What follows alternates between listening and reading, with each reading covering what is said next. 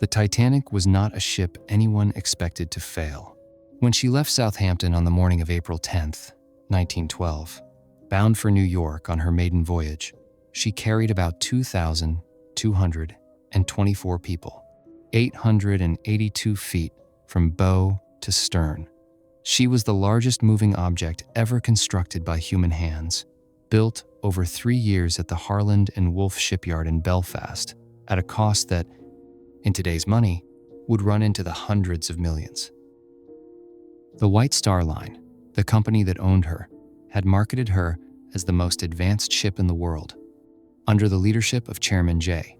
Bruce Ismay, and the press had picked up the phrase practically unsinkable and repeated it until the word practically had quietly disappeared. The men who designed her knew better. Thomas Andrews, the chief designer, was on board for the maiden voyage, watching how she handled. The hull had been divided into 16 watertight compartments, and the ship had been built to stay afloat, with as many as 4 of them flooded. 4 had been considered the worst plausible damage. 5 had not been seriously considered at all. And then there were the lifeboats. Titanic carried 20 of them, with a combined capacity of 1,178 people. There were 2,224 people on board. The shortfall was not an oversight. British maritime regulations at the time calculated lifeboat requirements based on a ship's tonnage, not on how many human beings it actually carried, and those rules had been written back when ships were a fraction of the Titanic's size. The law lagged behind the engineering by a generation. By the night of April 14th, that gap had become roughly 1,000 seats. At the helm was Captain Edward Smith, 62 years old, on what was meant to be his final voyage before retirement. The North Atlantic was calm that night. The sky was clear and moonless. The water sat at a temperature where, if you fell into it, you would have minutes, not hours, to be rescued. Several ice warnings had reached the Titanic that day, and most of them had been logged, and some had been posted to the bridge, and the ship continued to run at near full speed because that was what ships did in those waters in 1912 when the sky was clear. The Titanic struck the iceberg at 23 minutes before midnight on April 14th, 1912. The seconds that led up to that strike, and there were not many of them, have been studied for over a century by naval engineers, by inquiry commissions, by historians, and by the families of the people who died in the water. None of them can quite agree on what should have been done differently. Up in the crow's nest, 90 feet above the deck, a 24-year-old lookout named Frederick Fleet saw something black on the water ahead. He rang the brass bell 3 times, the signal for an obstacle directly in the ship's path, and lifted the phone to the bridge. When the bridge picked up, he gave 5 words. Iceberg, right ahead. The officer who answered was William Murdoch, 39 years old, the first officer of the Titanic. He had been at sea most of his adult life. He gave 3 orders, almost on top of each other. He called for the helm to be turned hard over, to swing the bow away from the iceberg. He ordered the engine stopped and then reversed to slow the ship. And after the impact, he ordered the helm thrown the other way to try and swing the stern clear. These were the textbook responses. They were the orders any well-trained officer of that era would have given. They may also have been the worst possible combination, and the case for that has been argued ever since. The argument runs like this. Reversing the engines reduced the flow of water across the rudder, and a rudder needs water moving past it to steer. By stopping the propellers, Murdoch may have weakened the very tool he needed to turn the ship. The Titanic moved, but not enough. The iceberg slipped down her starboard side and tore open the hull below the waterline, opening at least 5 of her 16 compartments to the sea. 4 had been considered the worst plausible damage. Some marine engineers, looking at the geometry decades later, argue that if Murdoch had simply struck the iceberg head-on, only the first 2 compartments would have flooded. The bow would have crumpled. Perhaps a handful of crewmen would have died on impact, and the Titanic would have stayed afloat. The ship that was designed to survive 4 flooded compartments would have survived 2 with room to spare. This is the part of the story that is impossible to settle. The British inquiry of 1912 cleared Murdoch of any error. The American inquiry did not blame him either. He had 37 seconds, by the most generous estimate, and he did what his training and his instincts told him to do. He died on the ship that night.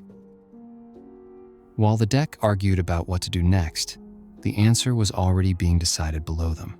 Thomas Andrews, the man who had designed the ship, went down to inspect the damage himself within minutes of the collision. What he saw in the lower decks settled the question. 5 of the watertight compartments were filling, and a 6th was beginning to. The water in the bow was already 5 feet deep in some areas, and rising faster than the pumps could fight it. The compartments had been built tall, but not tall enough. The bulkheads only reached up to E deck. As each compartment filled to the brim, water would spill over the top of the bulkhead and into the next one, like water tipping from one ice tray into the next. Andrews returned to the bridge and gave Captain Smith his estimate. The Titanic, he said, had an hour, perhaps 2. By the most precise count, she lasted 2 hours and 40 minutes. That assessment turned the bridge into something other than a navigational space. The math of survival was now brutally simple. 2,224 people, 20 lifeboats, a combined capacity of 1,178, even if every boat was filled to the rated number, which they never would be. More than half the people on board were going to be in the water before sunrise, and the water was 28 degrees Fahrenheit. What was needed, urgently, was time and visibility.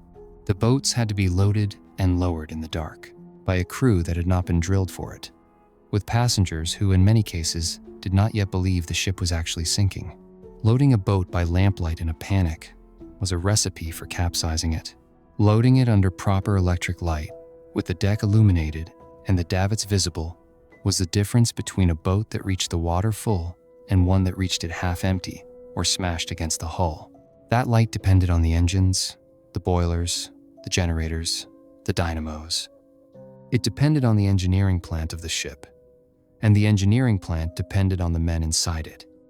There were 25 of them, including the chief engineer, Joseph Bell, 50 years old that night, with a wife and 4 children waiting for him in England. The rest were a mix of senior engineers, junior engineers, and electrical engineers, men in their 20s and 30s for the most part, who had spent years working their way down into the most demanding rooms of a ship like this one. They knew exactly what was happening above them.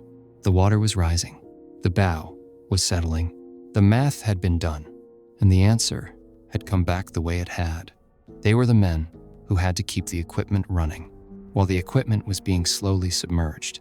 They were also the men who had no realistic chance of being on a lifeboat when the time came.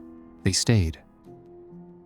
Their job for the next 2 hours and 40 minutes was to keep 3 things alive: the pumps, which were buying the ship time; the dynamos, which were keeping the lights on, the deck illuminated, the lifeboats visible, the corridors navigable, and the power to the wireless room, where the operators Jack Phillips and Harold Bride were sending out the new emergency code: 3 dots, 3 dashes, 3 dots, the letters S, O, S, over and over again, hoping that some other ship in the dark Atlantic was listening. Carpathia was. She was about 58 miles away, and her wireless operator happened to still be on duty, and he heard them. She turned and ran at full steam toward the position the Titanic had given. She would arrive about an hour and 40 minutes after the ship went down, and she would pull 706 people out of the water and out of the lifeboats. Every one of those 706 people owed their rescue, in part, to the fact that the radio was still transmitting at the end. The radio was still transmitting because the engineers below were still feeding it electricity. Closer than Carpathia was another ship, the SS Californian, whose crew saw the Titanic's distress rockets but failed to respond.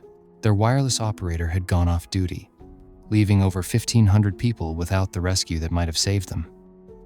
The lights of the Titanic stayed on until about 2 minutes before she broke apart.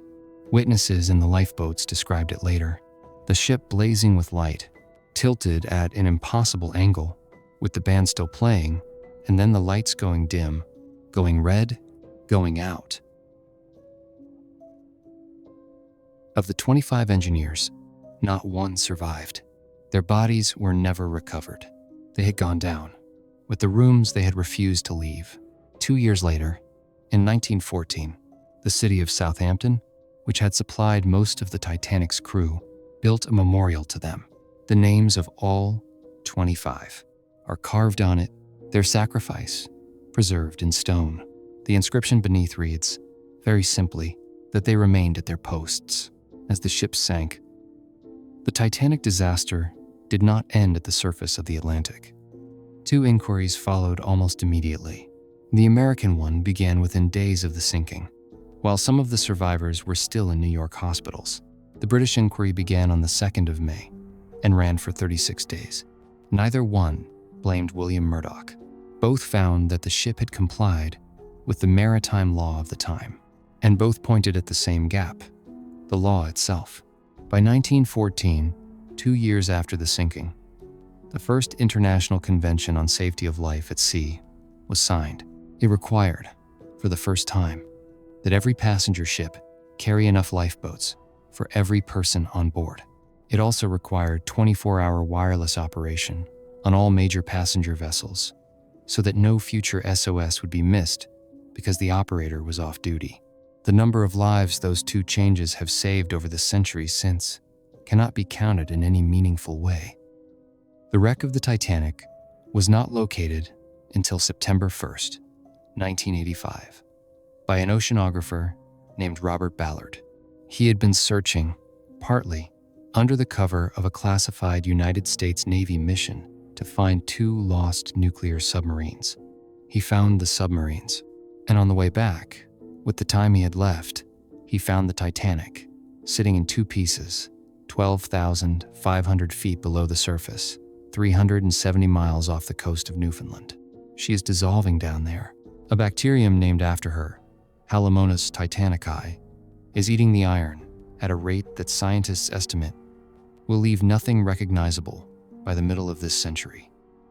In 2023, a small submersible attempting to visit the wreck imploded on its way down, killing the 5 people on board, a reminder that the depths that claimed the Titanic continue to demand their toll. What remains, after the inquiries, the discoveries, and the years, is the shape of the thing. 37 seconds in a wheelhouse, where no choice may have been able to save the ship. 2 hours and 40 minutes in an engine room where every choice did. The Titanic could not be saved by William Murdoch, working on the bridge with seconds. But 706 people who would otherwise have died in the water were saved by 25 men working below with hours, who knew what they were doing and stayed anyway. That is the answer to the question the knight was asking. The question was never whether the ship could have been saved. It was whether, when the saving became impossible, the people could.